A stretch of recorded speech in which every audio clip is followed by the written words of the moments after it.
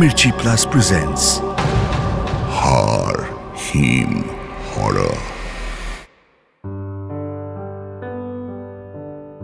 সদর স্ট্রিট থেকে খানিক দূর এগিয়ে গেলেই দেখা যায় সেই বেনামি দোকানটা। রাস্তার ধারে ভিন্ন রঙের আলো দিয়ে সাজানো হোটেল, পানশালা। জায়গাটা বিশেষ সুবিধের নয়, তবে পুলিশের চাকরি তো, তাই জীবনবাবুকে মাঝে মধ্যেই এখানে টহল দিতে আসতে হয়। বেশ কয়েকদিন ধরেই একটা নেশা চক্রের মূল পাণ্ডাকে ধরবেন বলে জীবনবাবু ওত পেতে রয়েছেন, কিন্তু আজ অবধি হতাশা ছাড়া আর কিছু খুঁজে পাননি।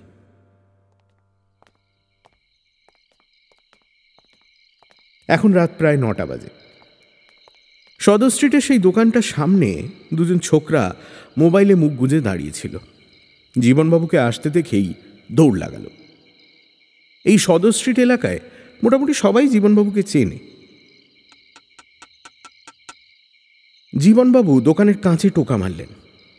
দোকানের ভেতরে হলুদ রঙের একটা আলো জ্বলছে, আর সেই আলোতেই দোকানের মধ্যে থরে থরে সাজানো মুখোশগুলো স্পষ্ট দেখা যাচ্ছে। জীবনবাবু গোপন সূত্রে খবর পেয়েছেন যে এই দোকানে সন্ধ্যের পর বেআইনি মাদকের ব্যবসা হয়। আজকে উনি সেই বিষয়টাই খতিয়ে দেখতে এসেছেন। উনি আরেকবার কাঁচে টোকা মারলেন। এবার ভেতর থেকে একজন অল্প বয়স্কা মহিলা বেরিয়ে এলেন। Yes, sir. What can I do for you? জীবনবাবু একবার তার দিকে সন্দেহের দৃষ্টিতে তাকিয়ে কড়া গলায় বললেন, দোকানের মালিককে একবার ডাকুন। ভদ্রমহিলা অস্পষ্ট বাংলায় বলে উঠলেন, স্যার, এখন তো দোকানে কেউ নেই। আপনি ভিতরে এসে বসুন, আমি অ্যালফ্রেডকে ডেকে দিচ্ছি। You please wait. ভদ্রমহিলা দোকানের ভেতরে চলে গেলেন। জীবনবাবু এবার চারপাশটা ভালো করে দেখলেন। দোকানটা খুব একটা বড় নয়। অসংখ্য মুখোশ সাজানো রয়েছে দেওয়াল জুড়ে। নানান রঙের ছোট বড় বিভিন্ন ধরনের মুখোশ। কয়েকটা মুখোশ দেখলে রীতিমতো ভয় করবে। জীবনবাবু দোকানের সামনের জায়গাটায় গা এলিয়ে বসলেন। সামনের রাস্তায় লোকজনের ভিড় কমে আসছে। কিছুক্ষণের মধ্যেই একটা ছেলে ভেতর থেকে বেরিয়ে এলো। শান্ত গলায় বলল, Yes, sir. Myself, Alfred. What is the matter? জীবনবাবু চেয়ার থেকে উঠলেন। দোকানের এক প্রান্ত থেকে আরেক প্রান্ত পায়াচারি করতে শুরু করলেন। তারপর বললেন, দোকানের লাইসেন্স আছে? অ্যালফ্রেড এরকম কোনো প্রশ্ন আশা করেনি। তার কপালে ভাঁজ পড়ল, কিন্তু সে খুব স্মার্ট। সঙ্গে সঙ্গে নিজেকে সামলে নিয়ে বলল, স্যার, এখানে ব্যবসা বহুদিন ধরে করছি, আমাদের ভালো রেপুটেশন আছে। আমাদের এই মুখোশ বহু জায়গায় এক্সপোর্ট হয়। আমাদের লাইসেন্স থাকবে না? কই দেখান দেখি লাইসেন্সটা। অ্যালফ্রেড এবার ওই প্রথমে আসা মেয়েটির দিকে তাকালো। চোখে চোখে কথা বলে নিল ওরা। তবে জীবনবাবু সেসবে বিশেষ পাত্তা দিলেন না। মনে মনে ভাবলেন, ঠিক জায়গাতেই বড়শি গেঁথেছেন উনি। জীবনবাবু একটা মুখোশের সামনে দাঁড়িয়ে বললেন, আচ্ছা, এই মুখোশ আপনারা কোথায় তৈরি করেন? এই তো আমাদের ওয়ার্কশপ আছে দোকানের পিছনেই। চলুন আমি দেখিয়ে দিচ্ছি। আমাদের এই মুখোশের একটা স্পেশাল ফিচার আছে। এই মুখোশগুলো চোখ অন্ধকারে জল করে। আসুন না স্যার, একবার দেখে যান। জীবনবাবু মনে মনে হেসে বললেন, অ্যালফ্রেড চেষ্টা করছে লাইসেন্সের ব্যাপারটা অন্য কথা দিয়ে চাপা দিতে। আমি সবই বুঝতে পারছি। তবু জীবনবাবুর তাড়া তো নেই কোনো। উনি বললেন, চলো তাহলে আগে মুখোশ বানানো দেখে আসি, তারপর না হয় দোকানের লাইসেন্স দেখব। নিশ্চয়ই নিশ্চয়ই।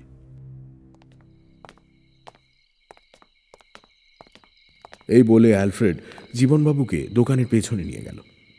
অন্ধকার একটা ঘর পেরিয়ে অন্য একটা ঘরে পৌঁছল দুজনে। গন্তব্যে পৌঁছে জীবনবাবুর চক্ষু চড়ক গাছ। বিশাল বড় একটা হলওয়ে। তার এক পাশে ডাঁই করে রাখা অসংখ্য মুখোশ, অন্য পাশে দুজন কারিগর এক মনে কাজ করে চলেছে। অ্যালফ্রেড ওদের দুজনের দিকে এগিয়ে গিয়ে বলল, আর কতক্ষণ? বয়স্ক কারিগর অ্যালফ্রেডের দিকে মুখ তুলে তাকিয়ে মৃদু হাসল। ভাঙা গলায় বলল, এই তো সাহেব, চোখগুলো খালি লাগানো বাকি আছে। জীবনবাবু একদৃষ্টে মেঝেতে ফেলে রাখা মুখোশগুলো দেখছিলেন। ওর মধ্যে থেকেই একটা মুখোশ হাতে নিয়ে জিজ্ঞেস করলেন, এগুলো কি মানুষ পড়তে পারে নাকি শুধু ঘর সাজানোর জন্য? অ্যালফ্রেড মৃদু হেসে উত্তর দেয়, আমরা মুখোশ বানাই স্যার, এবার সেটা মানুষ পরবে না কি ঘর ডেকোরেট করবে আমরা জানি না। তবে ওই যে আপনাকে বললাম, আমাদের মুখোশের একটা স্পেশাল ফিচার আছে, অন্ধকারে ওদের চোখগুলো জ্বলজ্বল করে। একবার দেখবেন নাকি? জীবনবাবু মুখোশটা হাতে নিয়ে ভালো করে ঘুরিয়ে ফিরিয়ে দেখলেন। সাধারণত মুখোশের চোখের জায়গাটা ফুটো থাকে, কিন্তু এদের মুখোশে ওই জায়গাটায় চোখের মতো দেখতে খুব পাতলা ফিনফিনে একটা আস্তরণ রয়েছে। জীবনবাবুর বেশ কৌতূহল হলো। চোখের জায়গাটা আঙুল দেখিয়ে বললেন, এইগুলো কি দিয়ে বানানো হয়েছে? অ্যালফ্রেডের ঠোঁটের কোণে মৃদু হাসি খেলে গেল। ঘরের আলোটা বন্ধ করি স্যার, তাহলে সব বুঝতে পারবেন। অ্যালফ্রেড দুজন কারিগরকে ঘর থেকে বেরিয়ে যেতে বলল, আর বেরোনোর সময় আলো নিভিয়ে দিতে বলল। এক মুহূর্তেই ঘরের আলো নিভে গেল। জীবনবাবুর হাতে একটা মুখোশ। অ্যালফ্রেড পাশে এসে দাঁড়াল।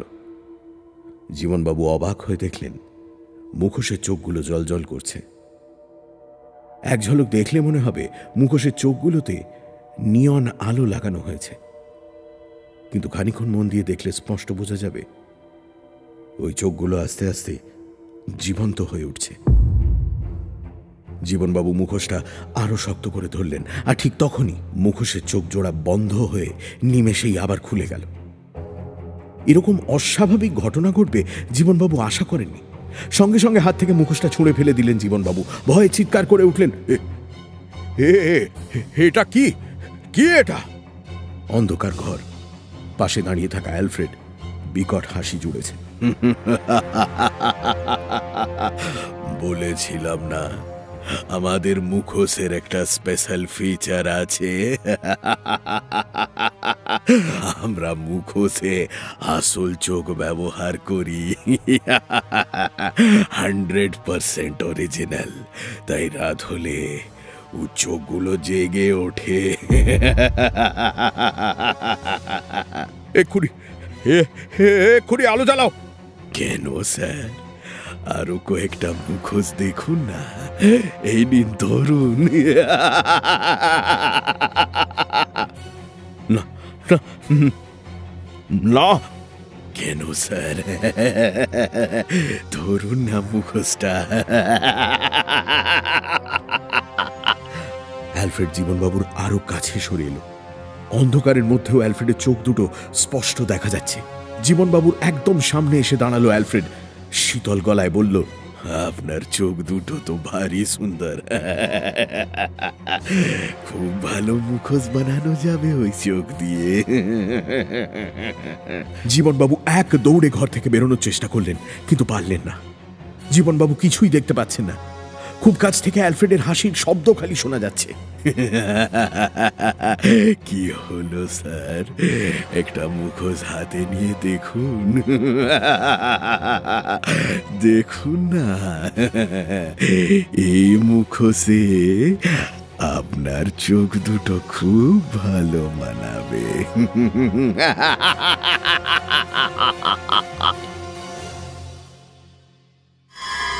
শুনলেন হাড় হিম হরর, নিবেদনে মির্চি প্লাস